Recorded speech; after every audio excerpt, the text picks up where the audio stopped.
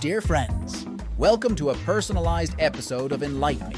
Today we will explore the latest in electric vehicles, Tesla's sales challenges, and Chrysler's recall. We will also discuss EU politics, eco-friendly building materials, and youth climate activism. European Union voters recently elected representatives to the European Parliament, showing a significant shift towards right-wing and authoritarian candidates, particularly in France and Germany. This backlash against green policies stems from rising living costs linked to climate initiatives. The European People's Party, which supports industry and rural areas, now holds a stronger position in Parliament, potentially pushing the agenda to the right. Climate leadership in the EU, which aimed to cut emissions and phase out combustion engines by 2035, faces challenges due to voter frustrations over inflation, the war in Ukraine, and the economic impact of green policies. Concerns are mounting over the future of EU climate goals, especially emission cuts affecting everyday life and agriculture. Geopolymers may revolutionize cement replacement by leveraging industrial waste like coal fly ash, blast furnace slag, and red mud, byproducts from aluminum production. Red mud, highly caustic and environmentally challenging, can be processed into geopolymer precursors, lessening the environmental impact. Geopolymers cure faster than Portland cement, making them suitable for rapid construction techniques like slip forming. However, their higher costs and challenging handling limit widespread use. While not yet significantly commercialized, red mud geopolymers could aid in eco-friendly construction and waste management, particularly in regions with substantial red mud accumulations such as Ireland, potentially supporting large-scale projects like offshore wind farms. The U.S. Department of Energy, DOE, introduced a national definition of a zero-emissions building to support decarbonization, reduce energy costs, and create jobs. This definition targets the building sector, responsible for over one-third of U.S. greenhouse gas emissions and costing $400 billion annually. The definition sets criteria for zero operational emissions from energy use, aiming for energy efficiency, clean energy power, and no on-site emissions. It serves as guidance, not regulation, and aligns with existing green building standards. By establishing a consistent definition, the DOE seeks to drive innovation and investment in clean energy technologies, supporting President Biden's climate goals and sustainable building practices. Concrete production relies heavily on geography, minerals, and waste management. The primary binder, Portland cement, emits a ton of carbon dioxide per ton produced due to its limestone base, which is abundant and easily accessible.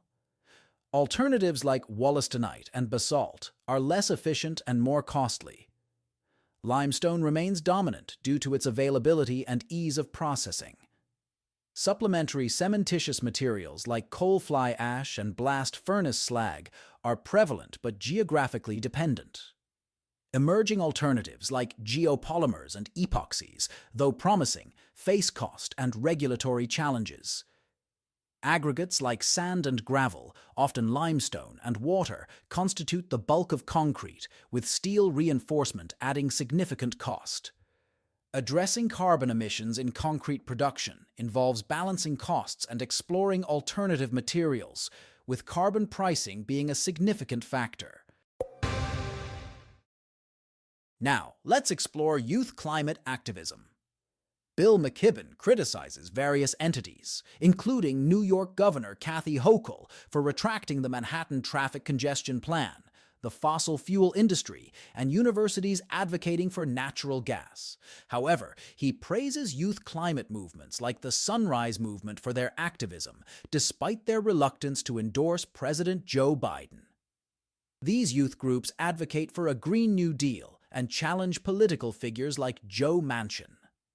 Other youth-led climate groups, such as Zero Hour and Friends of the Earth, emphasize offensive strategies against the fossil fuel industry, promoting policies like the End Polluter Welfare Act.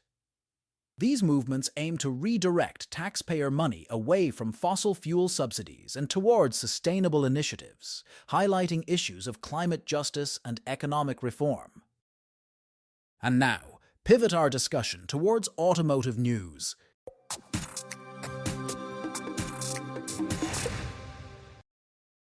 The 2025 Nissan Leaf starts at $29,280, unchanged from 2024, and is the cheapest new EV in the US.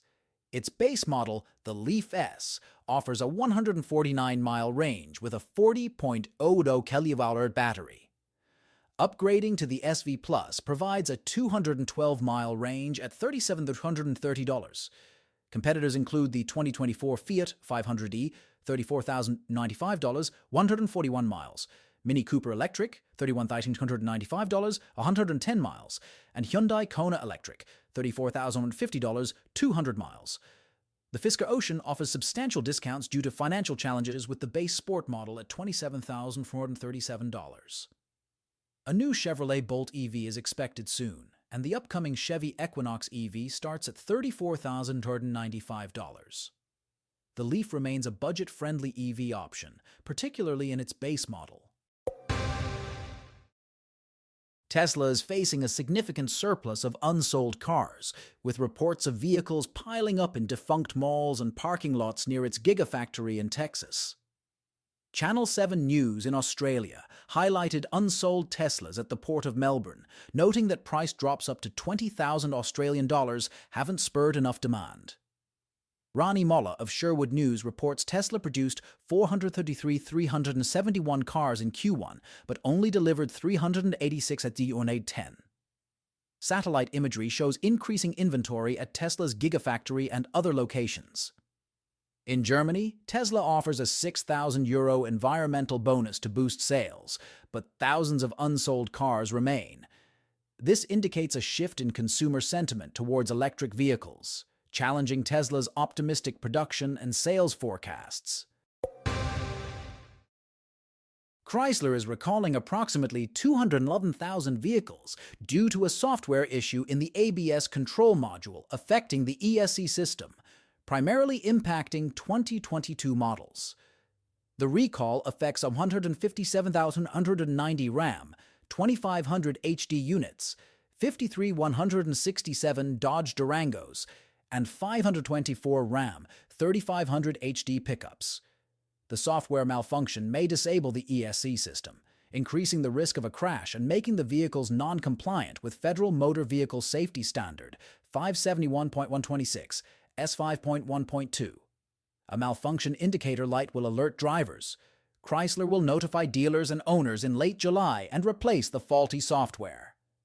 Concerned owners can check the NHTSA recall site for confirmation. Nissan's next-gen GT-R is under speculation, with two potential powertrains, traditional combustion or all-electric. Nissan has ceased developing new engines, hinting at an electric future. François Bailly, senior vice president, stated the challenge lies in timing and technology development. A hybrid GT-R might use the current VR38D at 3.8-liter twin-turbo V6, but weight concerns arise with added batteries and motors. Nissan's strategy indicates a preference for waiting on advanced solid-state batteries, expected by 2028. An all-electric GT-R could maintain sub-4,000-pound weight and resolve noise and emission issues. Nissan previewed this with the Hyperforce concept, boasting 1,341 horsepower. A production version may not arrive until 2030, leaving the current R35 model's fate uncertain. Join us as we step into the future of automotive innovation. Automotive supplier ZF Group has introduced a new airbag technology that integrates a screen into the steering wheel, claiming it's safe. This innovation addresses increasing consumer demand for more screen space in vehicles. ZF's technology places the airbag behind a central screen, surrounded by various physical controls. The airbag deploys through a gap between the screen and the wheel's rim, ensuring functionality at any steering angle. While ZF keeps specific technical details confidential, they confirm the airbag's synchronized deployment with the steering wheel. The screen could replace traditional driver displays for a minimalist dashboard, though it risks adding driver distraction. The tech, still a few years away from production, may initially appear in high-end models like Porsche. Thanks for tuning in to today's episode of Innovation Pulse.